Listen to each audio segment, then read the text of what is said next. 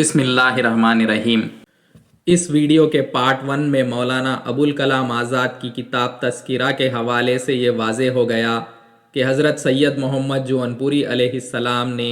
احیاء شریعت اور قیام فرض، امر بالمعروف و نہی عن المنکر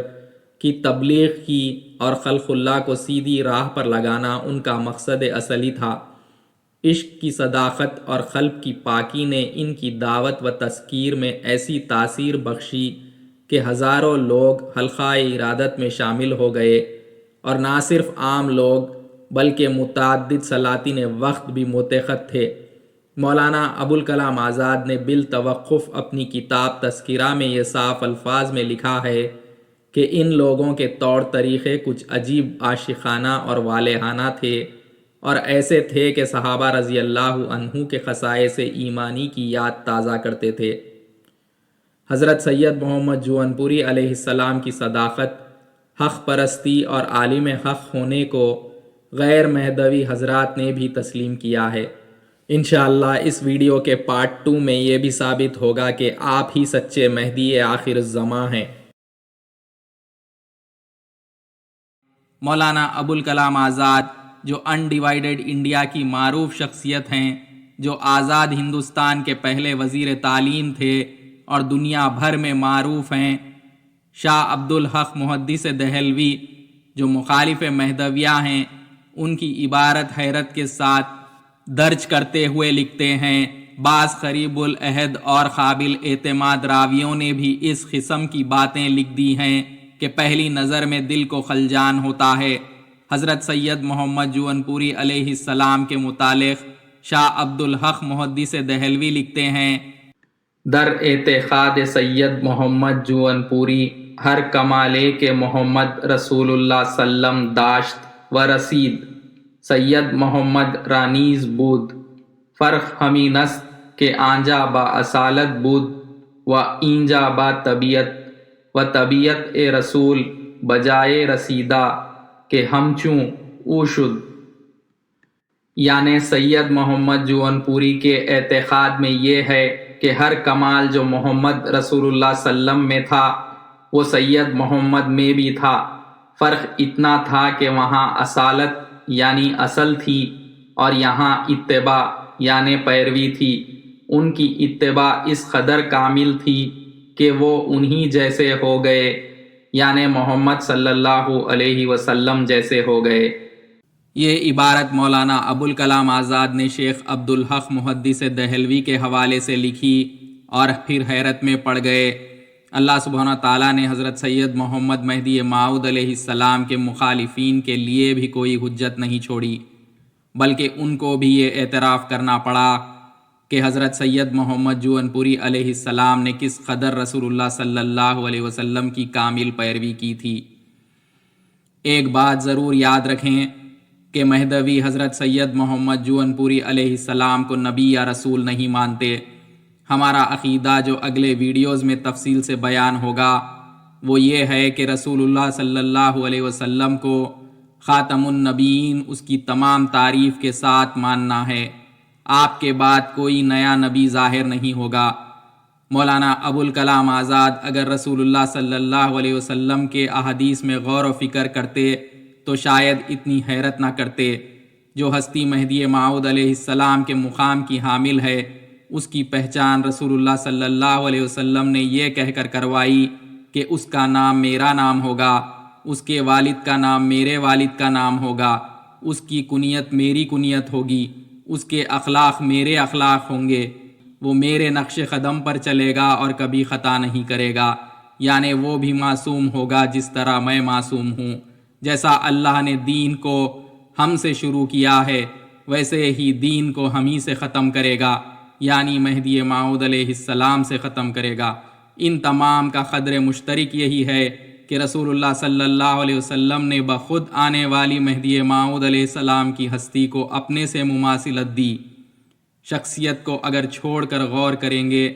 تو ہر ایک کو یہ بات سمجھ آ جائے گی، اور پھر جب ہستی ظاہر ہو گئی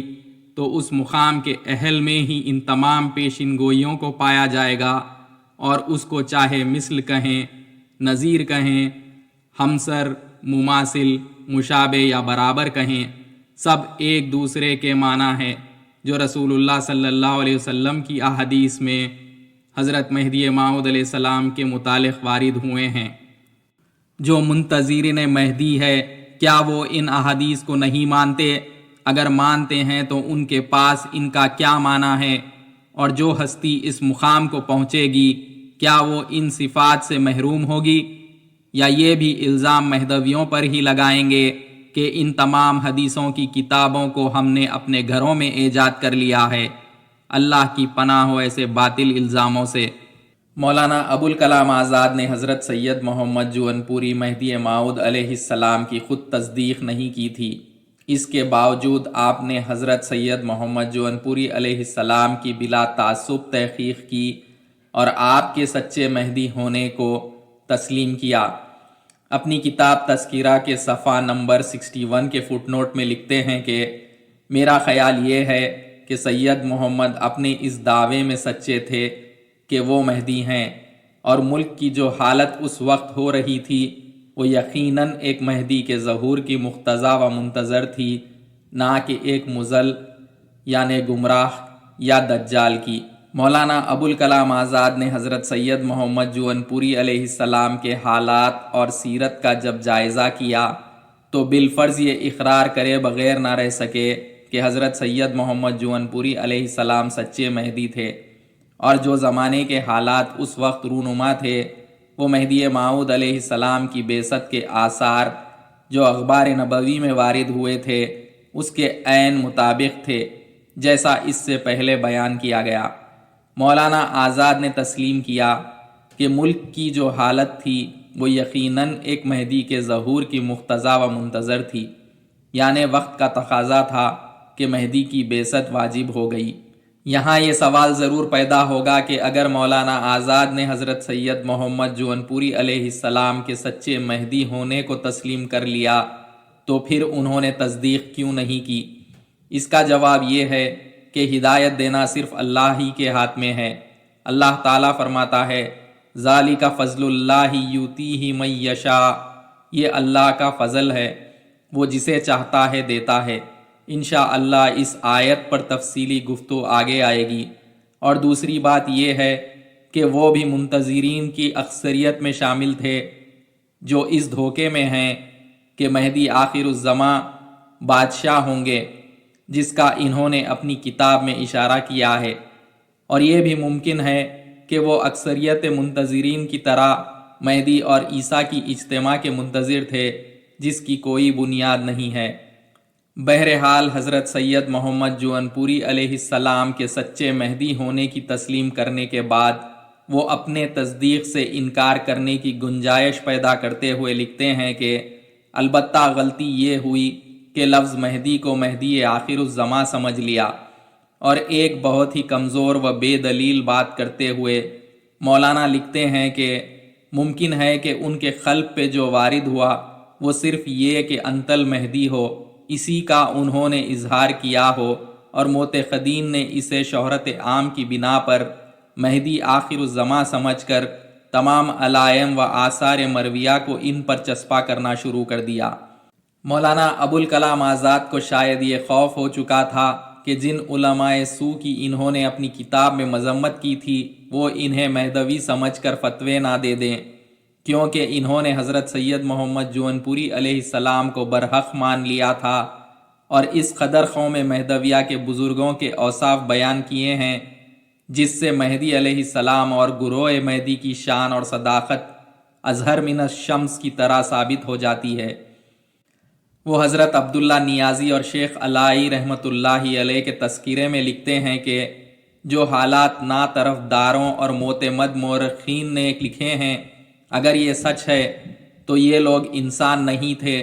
ملائے اعلیٰ کے مقدس فرشتے تھے جن کو خدا نے اپنی زمین کی طہارت کے لیے آدمیوں کے ہیکل میں بھیج دیا تھا۔ سبحان اللہ۔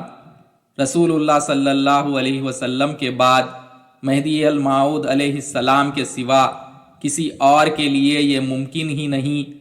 کہ ایک پورے گروہ کو خدا پرست بنا دیں اور ایسی اصلاح کریں کہ غیر مہدوی بھی اقرار کرنے پر مجبور ہو جائیں جیسا مولانا ابوالکلام آزاد نے کیا؟ کیا کسی عام مہدی کی ہدایت میں یہ اثر ہوتا ہے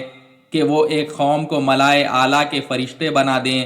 جن کو خدا نے خود اپنی زمین کی طہارت کے لیے بھیجا ہو؟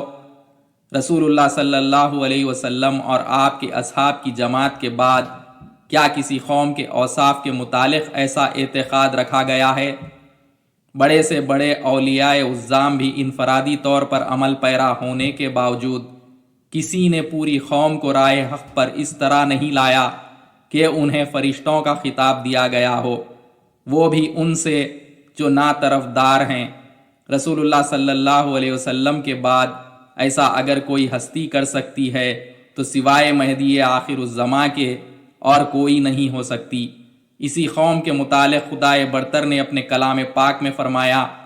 یا ایھا الذین آمنوا من یرتد منکم عن دینہ فسوف یاتی اللہ بقوم یحبہم ویحبونہ اذلۃ علی المؤمنین اعزۃ علی الکافرین یجاہدون فی سبیل اللہ ولا یخافون لومۃ لائم ذالک فضل اللہ یؤتیہ من یشاء واللہ واسع علیم۔ ترجمہ: